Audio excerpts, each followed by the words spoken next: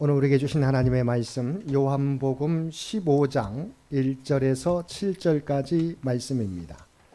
요한복음 15장 1절에서 7절까지 말씀입니다.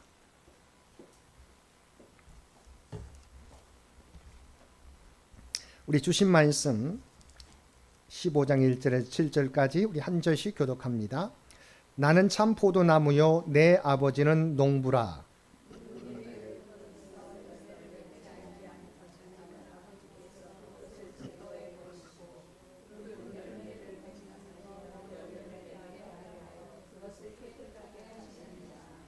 너희는 내가 일러준 말로 이미 깨끗하여졌으니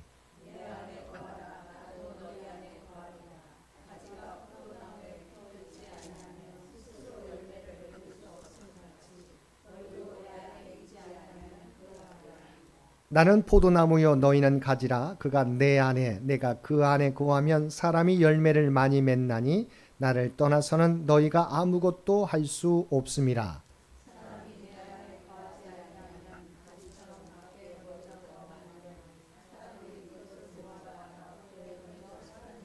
함께 읽겠습니다. 너희가 내 안에 거하고 내 말이 너희 안에 거하면 무엇이든지 원하는 대로 구하라. 그리하면 이루리라. 아멘. 오늘도 주님 전에 나와 또한 각자의 삶의 초소에서 마음을 다하여 예배드리는 우리 모든 성도들 가운데 하나님의 놀라운 은혜가 언제나 함께하여 주시기를 주님의 이름으로 간절히 축원드립니다. 오늘 말씀의 주제는 우리가 너무도 잘 알고 있는 풍성한 열매를 맺기 위하여입니다. 하나님께서 우리에게 바라시는 게 뭘까요? 우리가 많은 열매라고 하는 부분들, 우리가 열매를 바라시는데 많은 열매라고 하는 것이 먼저 무엇을 의미하는 것일까요? 사실은 먼저 여러분의 각자의 삶입니다. 우리가 그리스도를 믿음으로 우리가 구원을 받았습니다. 우리가 또한 복음을 전해서 많은 영혼들을 주 앞으로 데려오기를 원합니다. 그런데 거기에 먼저 앞서서 우리의 삶의 중심이 열매라고 하는 것은 다른 사람들의 열매, 다른 사람의 많은 영혼의 구원도 우리가 원하십니다. 우리의 삶이 전적으로 하나님 앞에 귀한 열매로 드려지기를 원하신다고 하는 것입니다. 그래서 하나님께서도 우리를 판단하실 때 뭘 가지고 판단하십니까? 우리 자신의 열매를 가지고 판단하신다는 거죠. 그래서 우리가 마태복음 PPT에 있습니다. 마태복음 7장 16절, 19절과 20절 말씀. 우리가 원하시는 게 뭘까? 우리 성경 말씀을 통해서 살펴봅니다. 함께 읽겠습니다. 그들의 열매로 그들을 알지니 가시나무에서 포도를 또는 엉겅퀴에서 무화과를 따겠느냐. 아름다운 열매를 맺지 아니하는 나무마다 찍혀 불에 던져지르니라. 이러므로 그들의 열매로 그들을 알리라. 아멘. 우리 자신을 어떻게 알 수 있을까요? 하나님께서 우리를 어떻게 평가하실까요? 우리의 삶으로 드러나는 열매를 통해서 우리를 판단하신다고 하는 거죠. 우리의 삶은 지금은 평가받고 있지만 우리가 마지막 하나님 앞에 가서 마지막 결산할 날이 오게 될 것을 우리가 잘 알고 있습니다. 마지막 하나님 앞에 섰을 때 우리가 결산하게 될 때 하나님께서 우리의 무엇을 보느냐라고 하는 것이죠. 열매를 보신다고 하는 거죠. 그러니까 드러난 열매만이 아니라 우리의 삶 자체, 우리의 신앙의 모습, 바로 그것이 열매인 것이죠. 그래서 우리의 삶의 열매를 보시고 우리를 판단하신다고 하는 것이죠. 그래서 우리가 기억해야 되는 것은 우리가 하나님 앞에 섰을 때 과연 우리는 어떤 평가를 받을 것인가?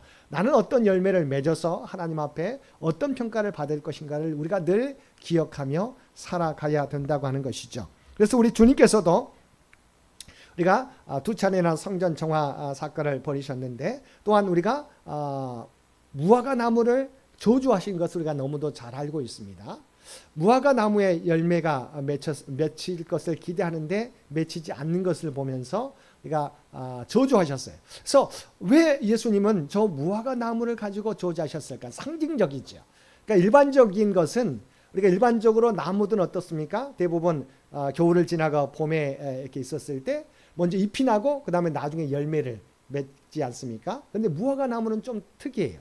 먼저 열매를 맺고 우리가 잎이 난다는 거죠. 그래서 사실은 무화과 나무를 봤는데 잎이 무성한 거예요. 그러면 뭘 이미 있다는 거죠? 열매가 이미 많다는 것을 우리가 기대하는데 가까이 가봤더니 열매가 없었다는 거죠. 그래서 그것을 보면서 잎이 무성한데 사실은 겉으로 보게 될 때는 이미 사람들이 신앙이 좋구나 라고 또 하나님의 사람이구나 그리스도인이구나라고 기대하는데 열매가 없어서 바로 그 열매 없는 삶에 대한 바로 주님의 저주를 바로 경고하고 있다고 하는 것이지요. 그러니까 무화과나무만 저주한 것이 아니라 우리의 삶, 정말 주님을 따른다고 하는, 주님을 믿는다고 하는, 주님을 안다고 하는 사람들의 모습, 입만 무성하고 겉은 번드르한데 열매가 없는 삶을 우리에게 심판하실 것을 경고해 주고 계시다고 하는 것이죠. 오늘 말씀에서도 포도나무 비유를 우리 주님께서 들려주십니다. 그래서 우리 주님께서 포도나무의 비유를 들려주시면서 정확하게 농부가 누구라고 말씀하고 있습니까? 내 아버지는 농부라. 나는 참 포도나무. 예수님은 참 포도나무. 그 다음에 가지는, 그 포도나무에 붙어있는 가지는 우리라고 말씀해 주시면서 포도나무 비유를 들려주십니다. 그래서 농부는 우리 하나님이시고 포도나무는, 참 포도나무는 예수 그리스도이시고 그 가지에 붙어있는 그 가지는 바로 우리인 것을 말씀해 주십니다. 그런데 평가를 하게 됩니다. 포도나무에 붙어있는 가지가 있는데 그 가지마다 세 가지 종류로 평가를 하게 됩니다. 어떤 평가입니까? 첫 번째는 가지에 열매가 없는 가지가 있어요.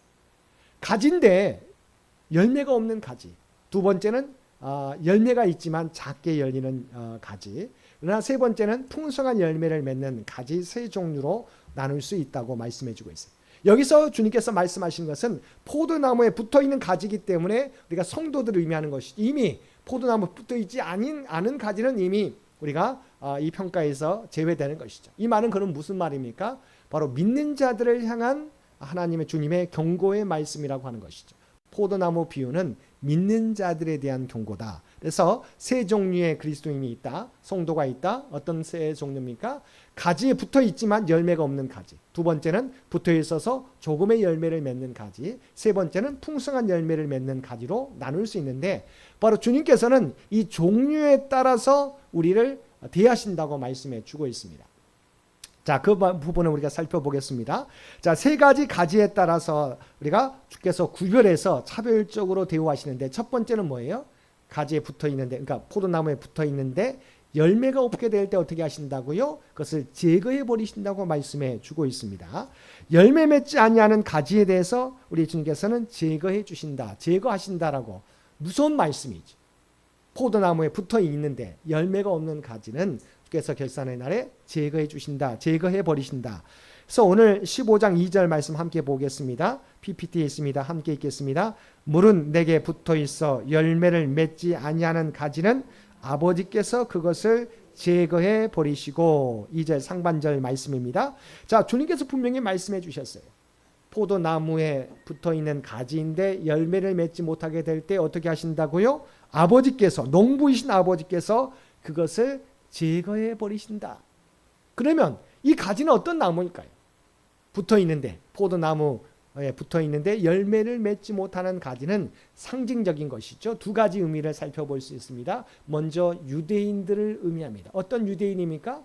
우리가 잘 알고 있는 것처럼 성경, 우리가 66권에 보게 되면, 구약 성경에 보게 되면 바로 하나님의 선민이죠. 하나님의 구속 역사를 이루어가는 하나님의 선택된 백성, 특별한 선민이. 근데 그들이 하나님의 역사를 알잖아요. 하나님의 구원의 역사를 경험했고 하나님의 예언의 말씀을 아는 민족이 예수 그리스도를 받아들이지 않게 될 때, 하나님의 선민이지만, 하나님의 선택된 민족이지만 주님께서 하셨던 일들, 구원의 역사를 그들이 받아들이지 않게 될 때 그들은 바로 제거의 대상이 된다고 하는 것입니다. 두 번째는 어떤 사람을 상징합니까? 표면적 그리스도인을 의미하는 것이죠. 그래서 자, 유대인들에 대해서도 제거해 주신다는 말을, 자, 로마서 11장 21절 상반절 말씀에 보면 이렇게 말씀하고 있습니다. 하나님이 원가지들도 아끼지 아니하셨은즉. 원가지, 바로 선택된 이스라엘 민족을 의미하는 것이죠. 그런데 이들도 주님을 믿지 않으면 원가지들도 우리가 아끼지 아니하셨다. 두 번째 말씀했던 것은 표면적 그리스도인, 바로 겉으로는 그리스도인인데 뭐예요? 행함이 없는 그리스도인을 의미합니다. 열매가 없는, 쉽게 말하면 열매가 없는 그리스도인. 그래서 이 말씀도 야고보서 2장 26절 하반절 말씀에 보면 뭐라고 나와 있습니까? 행함이 없는 믿음은 죽은 것이니라. 믿음은 믿음인 것 같은데 죽은 믿음이라고 하는 것이죠. 의미가 없다고 하는 것이죠. 너무도 중요한 말씀입니다. 하나님이 선택하셨는데 그 민족이 하나님의 말씀을 받아들이지 않고 열매가 없으면 어떻게 된다고요? 원가지도 제거해 버리신다.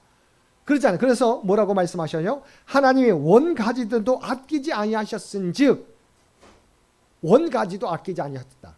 후발 나중에 나는 가지들은 우리가 더 그렇지 않겠느냐고 말씀해 주시고 있는 것이죠. 너무도 중요한 말씀이에요. 우리에게는 무서운 경고이죠.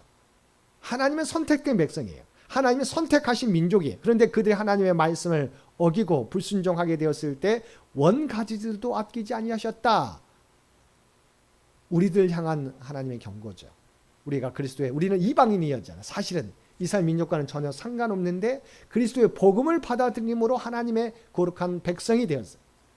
근데 우리도 표면적 그리스도인으로만 살아가면, 열매가 없는 모습으로 살아가면 온 가지를 제거해 버리신 것처럼 우리도 제거당할 수 있다고 하는 부분을 우리가 늘 기억해야 돼요. 왜냐하면 우리의 구원도 하나님의 은혜로 된 것인데, 우리가 그 은혜에 합당한 삶을 살지 못하면 당연히 제거될 수 있다고 하는 것, 하나님의 온전한 구원을 입지 못할 수 있다고 하는 것이죠. 구원을 얻은 게 하나님의 은혜인데 우리가 그 구원을 온전히 지키지 못하면, 열매를 맺지 못하면 마지막 우리가 하나님 앞에 섰을 때 온전히 칭찬받지 못할 수 있다고 하는 것이죠. 그래서 첫 번째, 열매 맺지 아니하는 가지. 여기는 뭐예요? 다른 나무가 아니라, 포도나무가 아니라 다른 나무, 이 부분은 지금 말도 안 하고 있어요. 포도나무에 붙어 있는데 열매를 맺지 못한 가지에 대해서 하나님께서 이렇게 하시겠다고 농부이신 하나님께서 말씀해 주고 있는 것이죠. 두 번째 나무는 어떤 나무예요? 붙어 있는데 조그만 열매를 맺는, 작은 열매를 맺는 가지는 어떻게 하신다? 두 번째, 가지치기 하신다. 우리가 함께 읽겠습니다. 우리 15장 2절 하반절 말씀입니다. 함께 읽습니다. PPT에 있습니다. 무릇 열매를 맺는 가지는 더 열매를 맺게 하려 하여 그것을 깨끗하게 하시느니라. 열매를 맺는 가지가 두 종류죠. 열매를 맺는데 우리가 조금 열매를 맺게 됐을 때 그 더 풍성한 열매를 맺기 위해서 가지치기, 우리가 잘 알잖아요. 나무가 너무 무성했을 때 가지치기를 하는 것이죠. 우리 신앙도 마찬가지죠. 우리가 신앙에 붙어있어 열매를 맺긴 하는데, 주님을 따라 살려고는 하는데 너무 가지가 무성해서, 너무 관심들이 많아서 우리가 집중할 수 있도록 가지치기를 하신다고 말씀해 주고 있는 것이죠. 신명기 8장 5절에서도 이 가지치기 의미가 뭘까? 구체적으로 우리가 설명해 주고 있습니다. 그러니까 가지치기는 정말 어떤 것인가를 우리가 잘 의미가 와닿지 않잖아요. 가지치기는 의미가 있는데, 그럼 구체적으로 우리의 삶 가운데 가지치기가 뭘까? 신명기 8장 5절부터 함께 읽겠습니다. 너는 사람이 그 아들을 징계함 같이 내 하나님 여호와께서 너를 징계하시는 줄 마음에 생각하고. 가지치기는 아픔이잖아요. 그러니까 하나님, 우리가 쉽게 말하면 징계로 받아들이면 좋겠다. 우리가 징계는 여러 가지죠. 죄에 대한 징계도 있고, 우리를 아까 말했던 더욱더 연단하기 위한 징계가 있는 것인데, 이 가지치기는 두 가지 의미가 다 있는 것이죠. 우리가 죄에 있을 때 당연히 하나님께서 징계를 통해서 우리를 돌이키시죠. 또한 죄에 대한 징계만이 아니에요. 그러니까 우리는 고난을 당하게 될 때 우리 자신을 돌아봐야 돼요. 믿음의 사람들은 언제나 돌아봐야 돼요. 이게 어떤 무엇 때문인가? 내가 깨닫지 못한 하나님의 계획일 텐데, 징계가 일어나게 되었을 때, 고난이 닥치게 될 때, 혹여 내 삶 가운데 하나님께서 내 죄에 대한, 내 행위에 대한 하나님의 징계가 아닌가를 우리가 돌아봐야 되는 거죠. 그래서 우리가 내가 하나님에 대해서 정말 하나님의 말씀으로 살지 못했던 삶이면 돌이켜야 되는 것이고, 또한 내가 죄는 아니지만 내가 집중하는 거나 내가 우선순위에 있어서 내 삶이 하나님을 믿는다고 하지만 다른 데도 관심이 많이 가졌을 때 우리가 다시 한번 삶의 우선순위를 바로 정해야 된다는 것이죠. 가지치기는 우리에게 내려지는 징계라고 우리가 판단하면 되겠죠. 그래서 믿음의 사람들은 무엇이든 그게 징계일지라도 그 징계를 통해서 우리의 삶을 돌아보면 유익이 된다는 것이죠. 그래서 징계를 받게 될 때 우리 어떻게 두 가지의 방법이 있어요. 첫 번째는 어떻게 해야 됩니까? 그 징계를 가볍게 여겨서는 안 된다는 거죠. 이게 분명히 하나님의 목적이 있잖아요. 우리의 고난에 대해서, 우리의 징계에 대해서 이것이 무슨 뜻인가를 우리가 곰곰이 생각해 보게 되고, 우리를 위한 좋은 것인데 그것은 분명한 목적이 있잖아요. 그래서 그것을 어떤 목적인지 우리가 정말 신중하게 생각해 봐야 된다. 그래서 징계에 대해서 가볍게 여기지 말아야 된다. 히브리서 12장 5절 하반절 말씀입니다. 우리 함께 읽겠습니다. 내 아들아, 주의 징계하심을 경히 여기지 말며.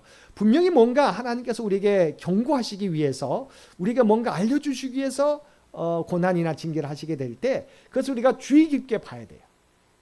왜 이런 고난이 시작되었는가를 돌아보고 새롭게 우리의 삶이 변화되어야 된다는 거예요. 그래서 우리가 가볍게 여겨서는 안 된다. 신중하게 무엇을 위한 하나님의 계획인지를 우리가 신중하게 생각해야 된다. 두 번째는 징계한다고 했을 때는 우리 낙심이 될 때가 있죠. 내가 하나님을 위해서 이렇게 헌신했는데 나에게 왜 이런 고난이 닥치게 되나? 원치 않은 고난이 있잖아요. 도저히 때로는 이해되지 않는 고난이 있잖아요. 그러면 우리가 낙심될 때가 있어요. 하나님, 정말 하나님을 내가 정말 최선을 다해 섬기고 있지 않습니까? 근데 왜 저에게 이런 고난이 닥치게 됩니까? 우리의 신앙의 폭을 넓히기 위한 것이죠. 인내를 우리가 또한 시험하기 위한 것이죠. 오늘 우리 새벽에도 어제 살펴보았지만 나만 장군이 엘리사의 명령을 따라서 요단강에 들어가서 몸을 씻지만 7번 몸을 담그라고 했잖아요. 그러니까 처음에는 불만이 가졌잖아요. 우리 아람 나라에 더 좋은 강이 있는데 하물며 이 더러운 이 요단강에 들어가라고 하니 이게 정말 맞는 것인가 불만했었지만 그의 신하들이 더 큰 것도 시키면 당연히 그것을 우리 고침받기 위해서 왔지 않습니까? 하물며 그냥 물에 담그라고 하는 거 얼마나 쉬운 것입니까? 순종 그거 말해서 따르는 게 좋겠습니다 해서 나만 장군이 담그잖아요. 근데 7번 담그라고 했을 때 뭔가 그러자 우리가 기대할 때 한 번 했으면 뭔가 전체는 아니더라도 발끝이라도 뭔가 변화가 있으면 우리가 열심히 담그잖아요. 2번 담가도 3번 담가도 4번 담가도 5번 담가도 6번 담가도 열매가 아무런 변화가 나타나지 않아요. 그리고 우리 실망할 때가 있어요. 뭔가 변화가 돼야 뭔가 우리가 신앙에 뭔가 내가 하나님 앞에 충성을 했는데 뭔가 응답이 조금씩 이루어져야 내가 더 열심히 섬길 텐데 6번 담글 때까지 아무런 변화가 나타나지 않으면 우리가 실망이 될 때가 있어요. 낙심이 될 때가 있어요. 그래서 6번 담그고 어떤 분들은 그래 정말 내가 믿음 가지고 했는데 6번 해도 안 되는데 무슨 7번 한 번 더 한다고 무슨 소용이 있겠어라고 우리가 중도에 멈출 때가 있는 것이죠. 근데 마지막까지 순종했더니 7번째 물에 담글 때 그의 온몸이 낫게 되는 거지. 우리의 믿음의 행태가 때로는 6번까지는 참고 하다가도 마지막 한 번만 더 하면 되는데 우리가 그것까지 나아가지 못할 때가 있어요. 6번까지는 순종을 잘했는데 결과가 없으니까 한 번 더 한다고 무슨 소용이 있겠어라고 해서 6번째 멈출 때가 많다는 거죠. 근데 주의 말씀에 순종하게 돼 7번째 몸을 담글 때야 우리가 그의 삶 가운데 변화가 나타나게 된다는 거죠. 때로는 이와 같을 때가 많이 있어요. 점진적으로 나타나면 우리의 믿음도 쉽습니다. 왜냐하면 내가 하는 만큼 열매가 나타나면 그래 이렇게 하면 되겠구나 라고 더 열심을 낼 텐데 때로는 아무리 해도 열매가 나타나지 않을 때가 있습니다. 그렇지만 믿음의 사람들은 마지막까지 순종하는 거예요. 내가 하나님 앞에 할 일은 저는 아무것도 할 수 없습니다. 제가 하나님 말씀에 순종하며 살겠습니다. 그래서 우리가 마지막까지 순종하게 될 때 우리가 하나님의 뜻을 이룰 수 있다. 그러니까 징계를 받을 때도 그래요. 내가 열심히 했는데 징계를 받게 되니까 하나님 어떻게 이룰 수 있습니까? 라고 우리가 신앙의 그 열심도 멈춰버릴 때가 있다. 낙심될 때가 있잖아요. 근데 우리가 참고 이겨나가야 된다. 내가 알지 못하지만 하나님은 우리가 늘 기억해야 되는 건 뭡니까? 하나님을 사랑하는 자 곧 그의 뜻대로 부르심을 입은 자들에게는 뭐가요? 모든 것이 합력하여 선을 이룬다. 우리는 알지 못해요. 모든 것 가운데는 고난과 역경도 포함된다는 거예요. 하나님은 하나님을 사랑하는 자 곧 그의 뜻대로 부르심을 입은 자들에게는 모든 것이 합력하여 선을 이룬다. 이것을 우리가 늘 기억하실 수 있게 되기 바랍니다. 내가 깨닫지 못하지만 고난도 하나님은 이것조차도 합력하여 선을 이루어 가시는 분이다.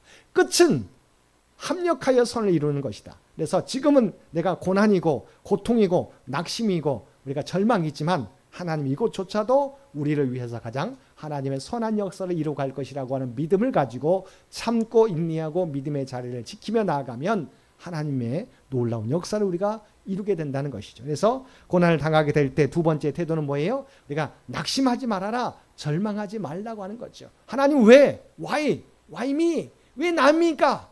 라고 우리가 말할 때가 있지만 우리가 깨닫지 못하는 순간이 있잖아요. 하나님의 이 고난을 통해서도 우리가 요셉을 통해서도 다윗을 통해서도 모든 믿음의 사람들 통해서도 고난 없는 사람이 없어요. 고난을 잘 통과하니까 하나님께서 위대하게 세워주잖아요. 요셉도 위대하게 세워주고 다윗도 위대하게 세워주지 않습니까? 근데 우리는 고난 없는 열매만 바라볼 때가 있어요.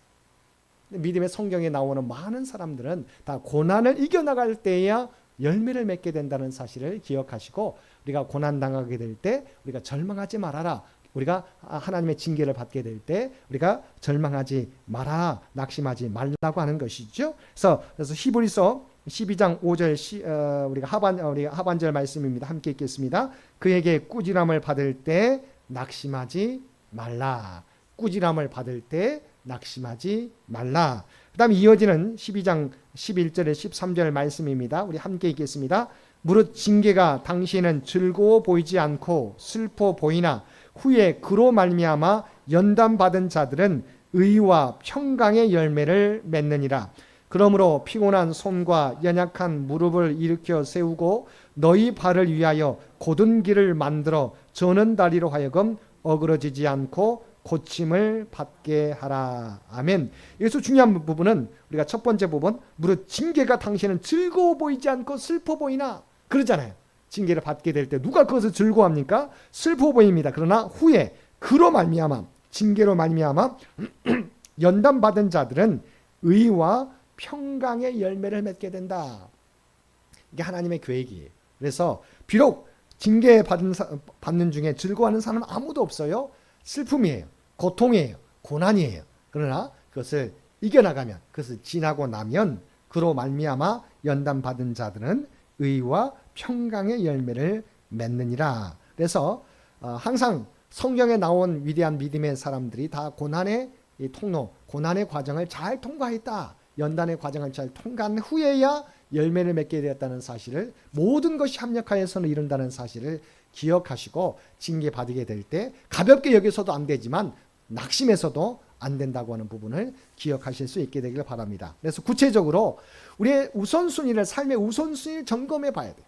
열매를 맺지만, 열매가 있긴 하지만 풍성한 열매를 맺지 못하게 될 때 나와 하나님과의 관계, 내가 과연 내 인생, 내 삶 가운데 가장 우선순위로 삼고 있는가, 하나님을 나의 인생의 주인으로 모시고 살고 있는가를 돌아봐야 돼요.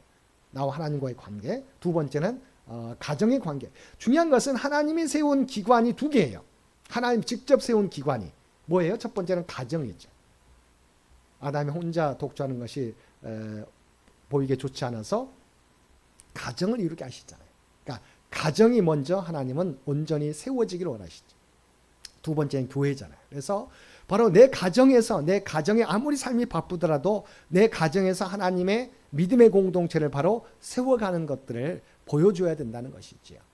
그래서 가장 중요한 부분은 그래서 가장 내 삶의 우선순위를 평가할 수 있는 바로미터가 뭐냐면, 내 시간과 물질이 가장 어디에 많이 내가 투자하고 있는가, 어디에 많이 시간을 보내고 있는가, 어디에 물질을 많이 투자하고 있는가를 돌아보면 내 삶이 어디를 향하고 있는 걸 알 수 있어요. 여러분 하루를 한번 돌아보세요. 일주일을 돌아보세요. 내 삶 가운데 가장 많은 시간은 나는 어디에 내가 즐겨하고 있는가, 내가 하고 있는 일이 무엇인가, 또 물질을 어디에 내가 가장 많이 신경 써서 사용하고 있는가를 돌아보면 내 삶이 지금 어디를 향하고 있는지, 내 삶의 모습이 어떠한지를 바로 볼 수 있어요. 그래서 우리가 이것을 돌아보고 내 삶의 바로미터를 통해서 내 시간과 물질, 어디에다 내가 가장 투자하고 있고 보내고 있는지를 우리가 생각하고 다시 내가 주님께로 나아와야 된다고 하는 것이죠. 세 번째는 뭐예요? 풍성한 열매를 맺는 사람. 아무것도 안 해도 됩니까? 아니에요. 풍성한 열매를 맺는 사람은 더욱더 하나님 앞에 가까이, 하나님 안에 거하는 말씀이 주인되는 삶을 살아가야 된다. 그래서 15장 4절 말씀입니다. 함께 읽겠습니다. 내 안에 거하라. 나도 너희 안에 거하리라. 가지가 포도나무에 붙어있지 아니하면 스스로 열매를 맺을 수 없음 같이 너희도 내 안에 있지 아니하면 그러하리라. 아멘. 그러니까 자, 우리가 붙어 있어서 열매를 맺게 됩니다. 자, 풍성한 열매를 맺더라도 만족하지 말고 끊임없이 주님과의 관계 가운데 머물러 있어야 된다. 왜냐하면 내가 뛰어나서 열매를 맺는 게 아니에요. 그 포도나무에 붙어 있어서 온전히 늘 주님으로부터 영양소를 내가 받게 될 때 열매를 맺게 되는 것이죠. 그래서 풍성한 열매를 맺는다고 우리가 만족하지 않고 늘 주님 안에 거하고 말씀대로 살아가는 삶을 살게 될 때 우리의 삶 가운데 바로 열매를 맺는 삶이 된다. 중요한 것은 하나님 앞에 섰을 때 우리의 삶의 열매예요. 내 자신이 하나님 앞에 거룩한 열매로 드려져야 되는데 하나님의 말씀이 주장돼야 돼요. 하나님의 말씀이. 그래서 내 생각과 내 행동이 하나님의 말씀에 기초한 삶이 되어야 된다라고 하는 것이죠. 오늘 말씀을 통해서 하나님 우리가 하나님 앞에 분명히 우리 모두가 서게 됩니다. 우리 하나님 앞에 섰을 때 우리는 어떤 모습으로 서게 될지 우리가 두렵고 떨리는 마음으로 온전히 오늘 말씀을 기억하시고 나는 어떤 열매를 맺으며 살아가야 될 것인가? 그렇기 위해서는 어떻게 해야 되는가? 바로 징계를 어떻게 바라봐야 되는가? 또한 우리가 끊임없이 늘 내가 중심을 가지고 살아가야 될 모습은 무엇인가를 기억하시고 그 말씀 따라 행하며 살아가는 저와 여러분 모두가 되시기를 주님의 이름으로 간절히 축원드립니다. 함께 기도드리겠습니다. 사랑과 은혜가 충만하신 아버지 하나님, 오늘 또 우리에게 주신 말씀을 통해서 우리의 모습을 돌아보게 해주시니 진심으로 감사드립니다. 우리는 포도나무에 붙어있는 가지지만 정말 우리의 삶 가운데 열매가 있는지 돌아봅니다. 아버지 하나님, 우리가 하나님의 큰 뜻을 이루기 위해서 고난을 주실 때, 징계를 주실 때, 징계하시게 될 때 아버지 하나님, 때로는 우리가 하나님 앞에 불평하고 원망하고 있지 않은지 우리 자신을 돌아봅니다. 우리가 깨닫지 못하지만 하나님의 더 크신 계획이 있는 것을 깨닫게 하여 주시옵소서. 그리하여 아버지 하나님, 다 알지 못할지라도 하나님의 선한 뜻을 바라보게 하여 주시옵소서. 믿음의 길을 걷게 하여 주시옵소서. 특별히 우리의 삶의 우선순위를 돌아봄으로 말미암아 우리가 제거할 것 제거하게 도와주시옵시고 오직 하나님께만 우리가 중심을 하나님 앞에 드리고 삶의 우선순위를 주 앞에 온전히 바칠 수 있는, 또한 가장 중요한 것을 가장 우리의 삶의 중심에 놓고 살아갈 수 있는 우리 모두가 되게 하여 주옵소서. 그래야 하나님이 원하시는 열매가 우리의 삶을 통해서 온전히 드려지게 도와주옵소서. 하나님께 온전히 평가받는 저희 모두의 삶이 되도록 인도하여 주옵소서. 이 모든 간구 우리를 구원하여 주신 예수님의 이름으로 간절히 기도드리옵나이다. 아멘. 우리 다 함께 찬송 449